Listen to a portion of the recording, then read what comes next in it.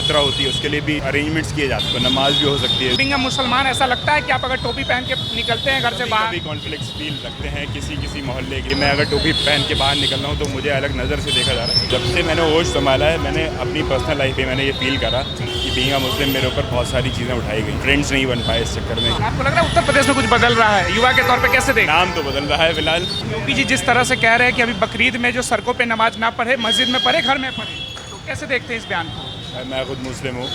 क्या नाम हुआ आपका? नाम बता के क्या करना, नाम यही बता रहे हैं कि मुस्लिम हो?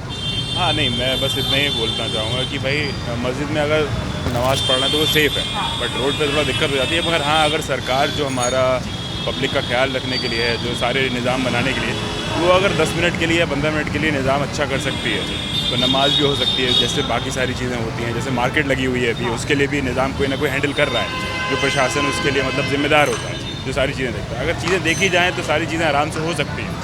मगर उस चीज़ से अगर आप पॉलिटिकल इश्यूज़ या अपना कोई एजेंडा क्लियर करना चाह रहे हो तो ऑब्वियसली उस चीज़ से पब्लिक में या माहौल में या सोसाइटी अगर आप देखेंगे तो उसमें दिक्कतें होती हैं। क्योंकि अगर आपको एजेंडा लग रहा है? एजेंडा तो नहीं लग रहा है, मगर हाँ पब्लिक के दिमाग में ये मैसेज जाता है, गलत मैसेज हो सकता है उस चीज़ को।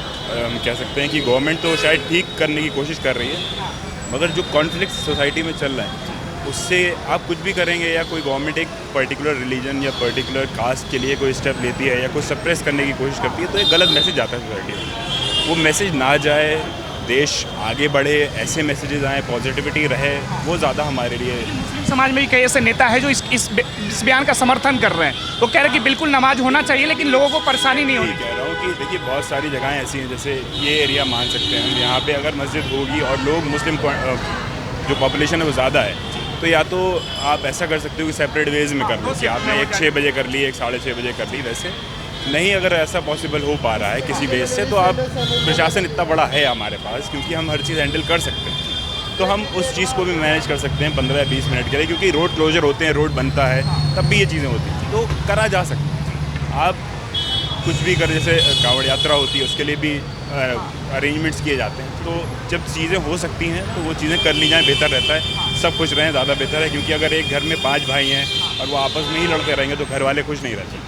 तो ये घर ही है हमारा भाजपा की देश सरकार है तो वो सबका साथ सबका विकास की बात करती है, तो लग रहा है आपको ये धरातल पे हो रहा है? नहीं, देखिए होता है सब कुछ, विकास तो होता है और कर भी रही है। ऐसी बात नहीं है कि बीजेपी विकास नहीं करती है, बट सबका साथ और सबकी कलेक्टिवनेस बहुत ज़रूरी है, जो कि बहुत ज़्यादा एम्पावर करेगी देश को आगे बढ़ाने में। बाकी मैं तो बस इतना ही बोल सकता हूँ। आपको लग रहा है उत्तर प्रदेश में कुछ बदल रहा है? युवा के तौर पे कैसे देख? नाम तो बदल रहा है फिलहाल, नाम बदल रहा है। बाकी थोड़ी टेंशन्स हैं। मैं खुद पर्सनली फील कर रहा हूँ कि कुछ चेंजेस आए हैं, डेवलपमेंट में तो चेंजेस आए हैं। बाकी एज अ मुस्लिम थोड़ा लगता है कि हाँ अब वो एहसास की हाँ थोड़ा कॉन्फ्लिक्ट्स हैं।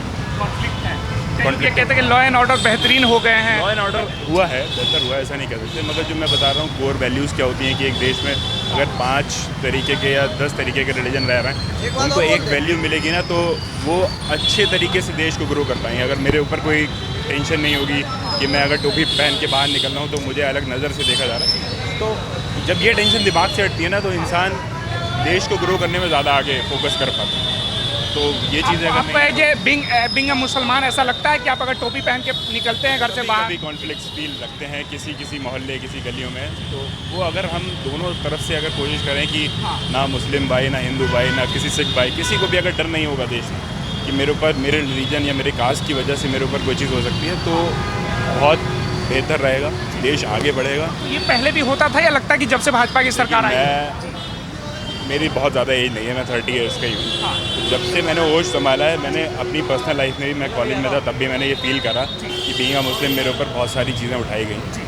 फ्रेंड्स नहीं बन पाए इस चक्कर में, क्योंकि कहते थे मुसलमान होने के कारण दोस्त नहीं बन पाए। ऐसा भी होता है, बहुत कॉन्फ्लिक्ट्स होते हैं। तो ये चीज़ जो है ना, ये अंदर से निकालनी पड़ेगी, वरना खोखला हो जाता है इंसान। लेकिन कभी आपने सोचने की कोशिश नहीं की कि इस तरह की स्थिति आखिर पैदा क्यों हो गई, इसके पीछे क्या कारण है? अब देखिए पास में जाके क्या कर पाएंगे, फ्यूचर जनरेशन को देखना है। फ्यूचर जैसे हम ही लोग ही फ्यूचर हैं और आगे जो आने वाली जनरेशन है वो फ्यूचर है।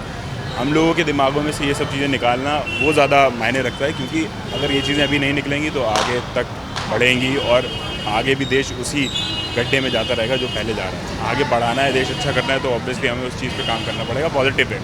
ये ना सोच के कि ये धर्म देख लें या कास्ट देख लें, अगर ये सभी चीज़ें देखते रहे तो कई नौजवान जो कहते हैं कि आपने कॉलेज का जिक्र किया कि कॉलेज कैंपसों में जो मुस्लिम लड़के होते हैं वो लव जिहाद के नाम पे हिंदू लड़कों को टारगेट करते हैं, इसमें आपको इसमें क्या लगता है आपको? इसमें कुछ सच्चाई लगती है या फिर कुछ अपना ओपिनियन रखना चाहेंगे? भाई देखिए, दोनों चीज़ें ही होती हैं। मैं ये नहीं कहूँगा कम्प्लीटली कि बिल्कुल नहीं होता होगा कोई भी चीज़। लोग हर तरीके के हैं, जैसे मतलब अच्छे लोग भी होते हैं, बुरे भी होते हैं, तो वो मेंटालिटी भी होगी, मैं नहीं कह रहा कि नहीं होती होगी। मगर हाँ, अगर कोई सच में लव रिलेशनशिप में आ रहा है और शादी करना चाहते हैं, तो मुझे नहीं लगता शायद ये चीज़ उस लव जिहाद से कनेक्ट करी जाए और उन चीज़ों को ज़िंदगी अच्छी जीने की मौका ना दिया जाए। मतलब हर इंसान का हक है। बाकी मैं चलता हूँ, थैंक यू।